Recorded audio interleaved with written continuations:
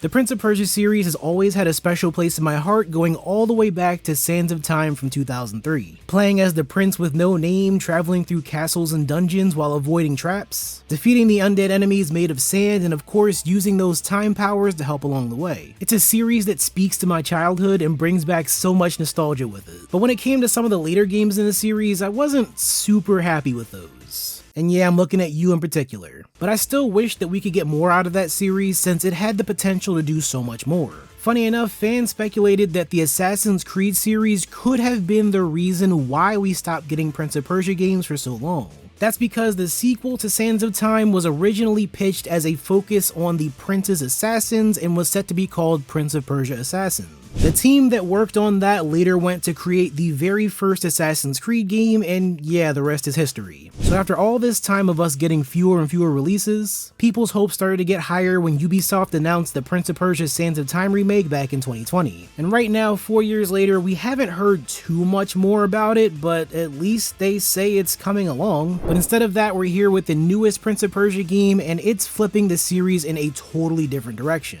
When I first saw the trailer and the fan reactions, it just looked odd. Why take this series back to this side-scrolling 2D look when the better games in the series have always been fully 3D? Today we're here to look deeper into this and find out whether the Lost Crown is a major turning point in the series or a new experiment gone wrong. We start off playing as Sargon, a young member of the warrior clan called the Immortals. Each one of these Immortals is powerful with their own special abilities using the energy they call Athra. The opening cinematic shows a taste of that power, and it looks like a mix between Power Rangers and Dragon Ball Z. Even Sargon has his own Super Saiyan Blue and Ultra Instinct aura going on. Not too long into the plot, we see some deception going on within the Immortals as Prince Hassan is kidnapped and taken to a mystical place called Mount Kaf. The rest of the Immortals set off on their journey to not only rescue the prince, but also to figure out what's going on with the weird time stuff happening there. Things like soldiers who just arrived there a day ago being aged up by 30 years. And of course, there's plenty of enemies and monsters to fight through. And I love how this mountain has so many unique areas to explore while taking full advantage of the idea that this entire place is under some time manipulation. There's plenty of cool scenery that also has some real life cultural background hidden within it. You see that with some of the bosses, the collectibles, and the names of the characters. Even the mountain that we're on has some real life mythological history within Arab culture. It's a nice touch when they put in that level of detail, so I gotta give them props for that. So the 2D side-scrolling sounded like a weird choice when I first heard about this, but looking way back to the very first games on the Apple II, it made sense. I always told myself no matter how much I enjoy the entire series, I would never go back to playing the original game because it looks so slow. Even though I swear I've played that somewhere on coolmathgames.com or something like that. They called it a cinematic platformer back then, but now I only see it as a torture simulator. Not because of the traps and stuff, but because you'd have to torture me to go back and play that. But luckily that's not needed since the Lost Crown takes that side-scroller point of view and gives it a much needed fresh look.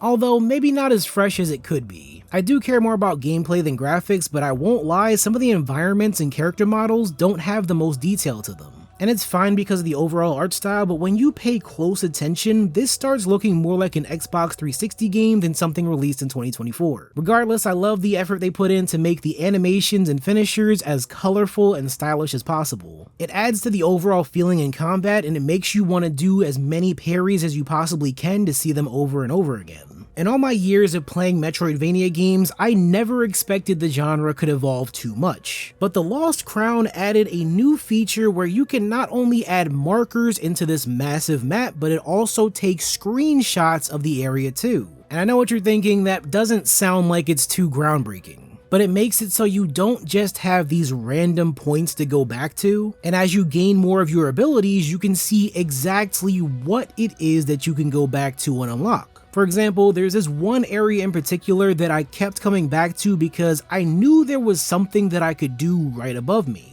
Like the platforms are right there and everything, but no matter what I tried, I just could not reach it. I put one of those screenshot markers where it was, and damn near at the end of the game, it clicked in my head that I just unlocked something that was going to be the perfect answer for it. Metroidvanias always have those aha moments when you unlock new stuff. but to be able to track your progress with the press of a button is something that I need all of them to have going forward. Now the combat sounded pretty simple at first with only one melee button, a long range attack, and then your parry and dodge buttons. But I couldn't believe that they went even further than I expected with this one. Not too long after starting, you have the option of doing some training where they run you through some of the combo variations that you have. Things like being able to do aerial raves and sweeps and launchers. And it's not the most complex system I've seen in an action game, but compared to most other 2D action games, this is really good.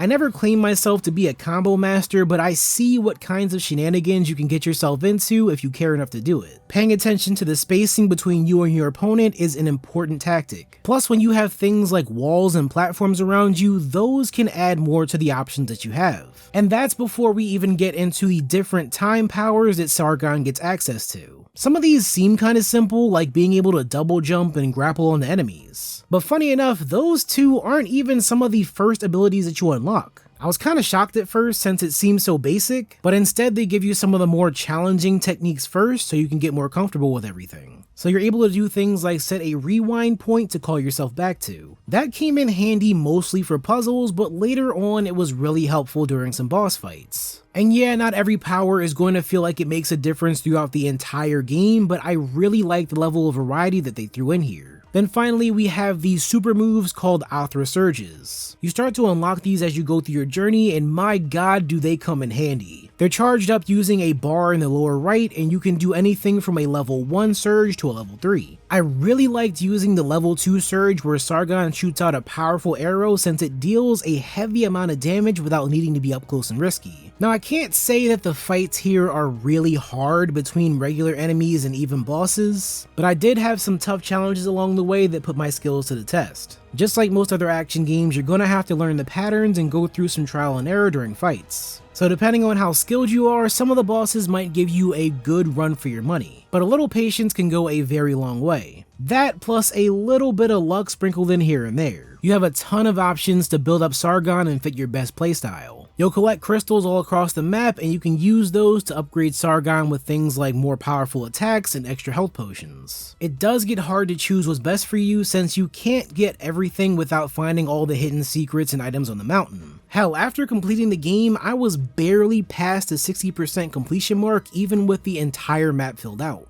The whack trees you can restore health and save at also act as a literal skill tree where you can equip different items and powers. The amulets that you can find and purchase throughout the mountain all come with different buffs with things like increased health or a decrease to poison damage. Depending on how you want to fine-tune your adventure, you're probably going to want to keep a close eye out for the right amulets. Personally, I wanted to get in there and be able to do a heavy amount of damage while keeping my health up as much as I possibly could. So having amulets that gave me a health bonus, an increase to attack, and more arrow damage just made more sense. But if you're someone who wants more of a challenge, you can always equip amulets that reward you for parrying or keeping your health full at all times. It's something that can make your experience unique and adds more detail to runs if you want to play this for a second or third time. But I have to say the main issue I have with this game isn't something I can blame Ubisoft for. They normally get shit on for releasing the same open world crap every other year with series like Far Cry, Assassin's Creed, and Watch Dogs. Personally, I'm getting sick of playing those to the point where I haven't bought something from those series in years. Not to mention how 90% of their games go on sale after about a week, but that's a different topic. What really sucks about The Lost Crown is how much the fans don't want a game like this to exist. Before it came out, all I saw was comments talking about how it looks mid and everyone just wants that Sands of Time remake. And hey, I get it, I want that remake as much as the next guy, trust me. But I won't sit here and ignore the fact that The Lost Crown is a gem that might get stepped over just because it's a side-scrolling metroidvania. And that's coming from the same people who would never give a thought to trying out games like Hollow Knight and Ori and the Blind Forest just because they'll say it looks too animated and childish. I'm really happy Ubisoft decided to give the green light for Lost Crown because the smaller titles they released seem to be some of the best lately. The Avatar game they dropped last year probably won't be a thought in most people's minds by the next Game Awards, but I can easily see Lost Crown sticking in the fans' minds for being a refreshing experience with some genre-changing features. For a $50 game in a sea of $70 AAA releases, I say that it's 100% worth your time to give Lost Crown a shot. Hell, at least give the demo a try and make your own opinions. But let me know your thoughts on Lost Crown in the comments. Subscribe for more videos just like this one, and I'll see you all in the next video.